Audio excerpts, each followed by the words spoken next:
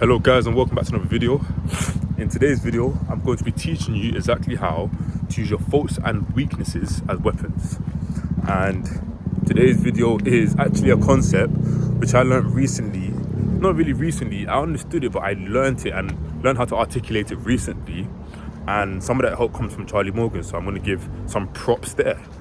If you've watched some of his videos or you even understand who Charlie Morgan is, he talks about this, and it's a concept which I so strongly resonate with, and I think it's crucial that you know what, long walk. I'm gonna take a long walk today as well, just so I can teach you guys this. But yeah, it's a concept which you must learn, because a lot of people think, okay, they're going to delete the bad parts about themselves, they're going to remove those things, they're going to block them away, but that's not how it works. So before I even teach you how to do it, I must teach you why you must use your faults and weaknesses rather than have the goal of destroying them and completely taking them out of your life. So my example is going to be to you. Imagine I said to you, never use your ears again. Or I said to you, never use your nose again. Well, you were going to look at me in quite a lot of confusion. Sure, it's a lot easier to use not to use your nose than it is to not to use your ears, because obviously you can't turn off your ears, but you can breathe out your mouth, sure. But these are components of your life which you can never possibly not use. Imagine I said to you, I'm just going to stop there because there's other body parts which I could try to force it with, but imagine I said to you, never be happy again.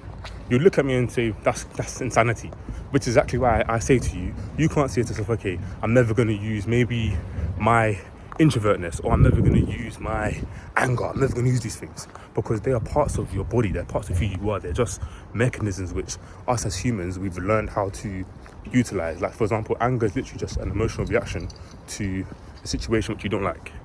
You can't take that away from yourself. You can never say to yourself, okay, then if there's a situation I don't like, I'm going to sit down and be happy about it, because as humans, for survival, anger was the justified emotion, which is exactly why we have it. So you can't say to yourself, I want to delete that emotion completely. It doesn't make sense. So for you to understand how to do it, you have to understand why, because you can't delete them. You can't take those traits away from yourself. You can't take negative traits away from yourself. You can only utilize or change how much you utilize them. You can only change certain situations. You can never say, I will never get angry, but you can say, I will never get as angry, or I will change how angry I get, and I'll change what I get angry at. That's what you can do. But you can't say, I'm going to completely eradicate these emotions and feelings and attributes away from myself. It's not possible. So now we understand the why, I'm going to teach you the how. So the how stems from you analysing what your weaknesses are and how you can actually use them to your positive. So for example, something I identified when I was quite young, going through puberty, and it's not something I really consciously identified, it was more of a non-conscious identification which I used to my advantage. So I identified that I was quite introverted, and I identified I was quite angry. The anger one was easy to notice because when I was young, I used to punch walls in school. I used to do all sorts of dumb stuff. I don't know what's wrong with me. I was on the spectrum a bit. I should have taken the other way. I was on the spectrum a bit. But what do you call it? Yeah, I used to punch walls and I used to get angry. I used to do like breathing like I was a madman, open my eyes wide. I used to do all sorts of craziness when I was a kid. And as I was growing up, I identified that anger, and I identified those traits of introvertness. I don't know if that's a word, but I'm going to say introvertness. And what I said to myself is, okay then, how can I utilize this? Of course I didn't say this, but these are non-conscious things. But obviously if you're watching this thing, I'm going to make it conscious to you so you can do it consciously rather than when I did it non-consciously. I identified and I saw I'm quite introverted, I'm quite angry. What can I translate these towards? Rather than, and the thing I won't even lie, I had teachers that helped me to do this, because when I was growing up, I remember, because I used to punch walls, one of my teachers was like, we're going to install a punching bag for you. So rather than you punching walls, you're going to punch a punching bag. That never happened. And my parents said, what type of animal are you? You're not going to go punch bags when you're angry. You're going to have to control it. And obviously, because I had to control it, then I started to translate that into sports. I started playing basketball, and then I translated that from basketball into gym. However, that touches on to my main point. So I learned that I was quite introverted and quite angry. So I translated that into one sports, and then translated that into the gym.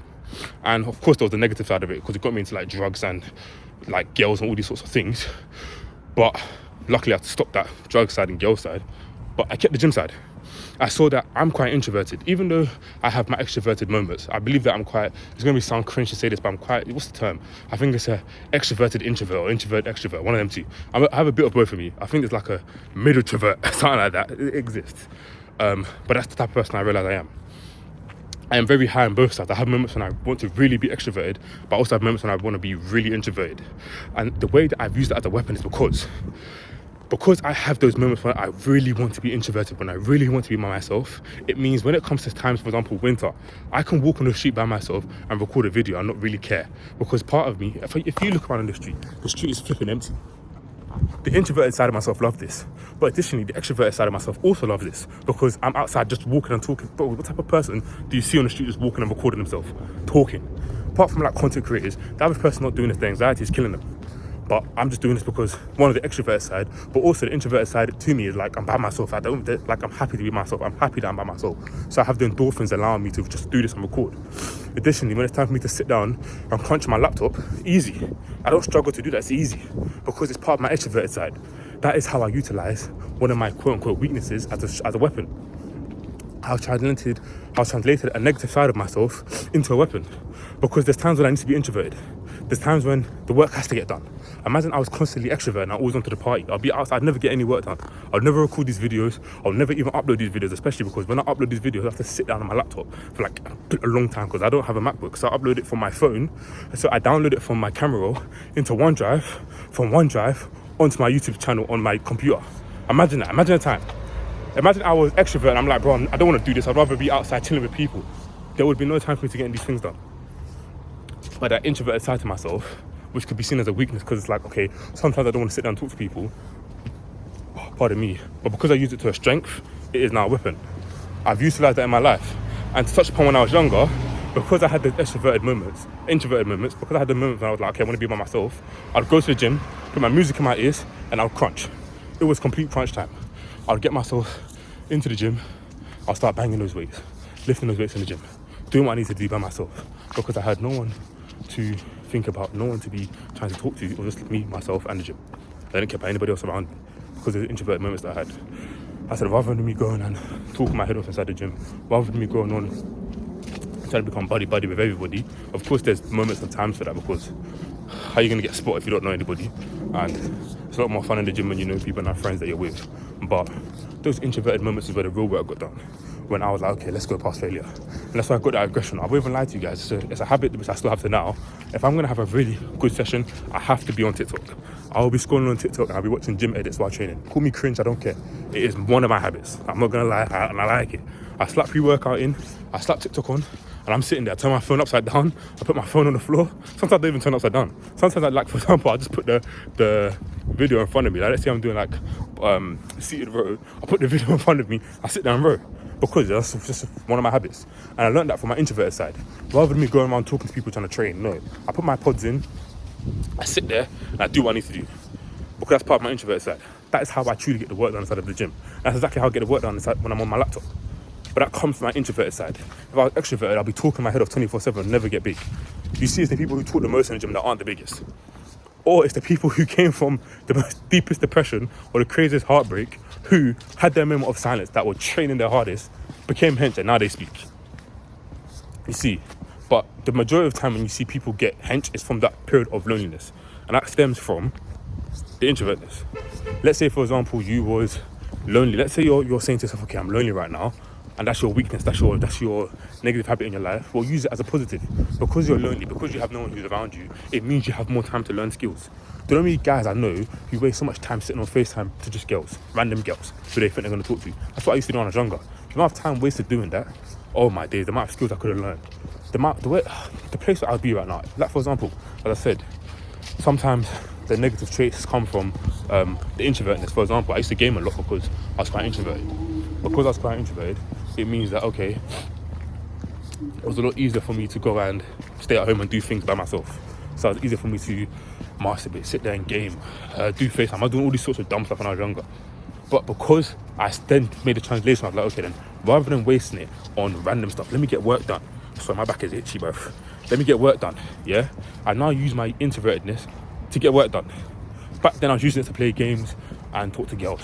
Now I use it to do the work. So I've turned it from a downside and a weakness to actually a strength. So you turn the things that are negative against you into strength, into things that you can utilize to empower you. Like I said before, let's say you are lonely and you don't like being lonely. Well, what can you do right now? Use the loneliness as a weapon. Use that loneliness, use that part that nobody wants to talk to you to learn skills, to develop something, I don't know, develop some sort of asset building skill, some sort of positive habit which will change your life. This is the time to really do it, because when you get to the point where you're no longer lonely, you're going to have time to do anything. You're going to be complaining, saying, oh, I need time to go and do all these sorts of other things. I can't think of any other weaknesses. There's multiple. There's probably multiple. So many that you can probably think about. You can actually translate this video into your own life. But yeah, think about what it is. Think about whatever weaknesses that you have in your life. Once you understand why, because you can't take those things away. You can't take away, of course you can say, okay, I'll be less introverted, because I'm not as introverted as I was when I was younger. I'm pretty more, I think I'm quite an extroverted person nowadays. But I still have those levels of introvertness, because you can't completely eradicate those emotions from your life. It's impossible. But what you can do is change when you feel those emotions, change how intense you feel those emotions. That's what you can do, but you can't completely eradicate them. You can only change how you use them. So understand that. Understand why you have to now change it, why you have to still utilize them. And now that's the how. That's exactly how you do it. You find out whatever your weaknesses is, and then you flip the switch and say, okay, let me use it as a positive. Which means your weaknesses will be benefiting you and your positives will be benefiting you. So you don't lose. Well, of course, it's a lot more difficult than that, but you don't lose. Other than that, thanks for watching today's video, guys. If you enjoyed today's video, please like and subscribe. If you're interested in my products, all links in the description. Other than that, I want you to remember my motto, which is, with enough time, enough mistakes, you can do anything you put your mind towards. Remember that and take it with you. Enjoy your day, guys.